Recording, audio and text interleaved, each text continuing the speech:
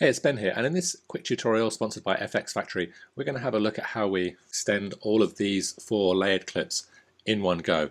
Now, if we're shortening clips, we can come to a point in the timeline and use Option and the right square bracket, and that will allow us to shorten all those clips with kind of 4 clicks.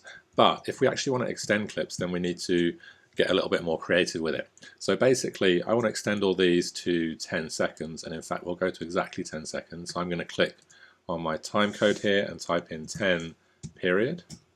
It's going to take me 10 seconds. And then basically what I want to do is extend all of these first. So I'm going to select all these clips, and the end of this is around, this shortest one is around 7 seconds. So I'm going to add 5 seconds to all of these. So to do that, I'm going to do Control and D, and then I'm going to hold down Shift and tap the equal sign, which is going to give me plus.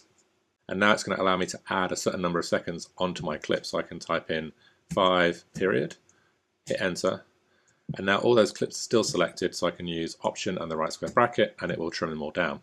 So that's how we extend multiple clips to a certain point in the timeline. So just to rerun through that, so basically we've got all these clips, they're different lengths. We want to extend them to 10 seconds. We could select a different point in the timeline if we want to, but we'll go for 10 seconds here, and we'll highlight all of these. We're going to do Control and D plus 5 period, so Shift and the equal sign to get plus, hit enter, and then Option and the right square bracket, and because they're all selected, they will trim down at the same time.